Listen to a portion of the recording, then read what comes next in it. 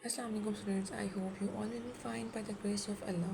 Today's date is 2nd of May 2026 and your lesson name is daffodils.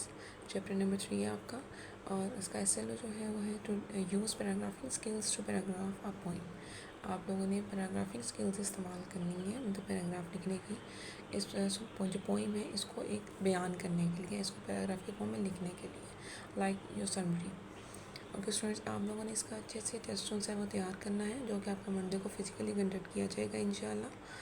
तो आप लोगों ने इसके अंदर चैप्टर के अंदर अपने जो समरी है वो आ जाएगी, आपकी ग्रॉसरी के वर्ड्स मीनिंग आ जाएंगे।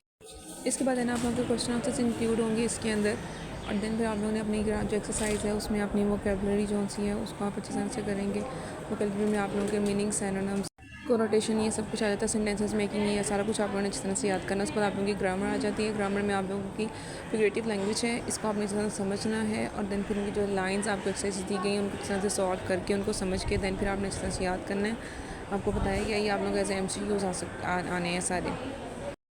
इसके बाद है ना आप लोग क्या चाहते हैं MCQs, आप लोगों ने ये भी अच्छी तरह से याद करने हैं। जो चैप्टर के अंदर एडिशनल MCQs हैं वो भी, और जो चैप्टर के अंदर MCQs हैं वो भी एक्सरसाइज के अंदर, इन दोनों को अच्छी तरह से याद करना है। देन फिर आप लोग के आ जाते हैं exercises, verbal exercises, correct use of verb की एक्सरसाइज। वो आपने 1 to 5 अच्छी तरह से अपनी याद करके आनी है।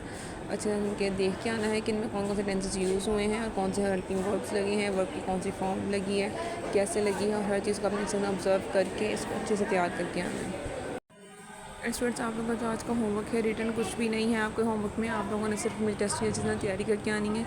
चैप्टर नंबर 3 को अच्छी तरह से याद करके आना है। उसकी हर चीज़ को, हर पॉइंट को अच्छे से ऑब्जर्व करके, स्पेशली आपने समरी जो सी है उसको बहुत अच्छे से याद करना है। आपने की एक ही समरी और ये बहुत इंपॉर्टेंट है। ओके क्लास, फीमा नहीं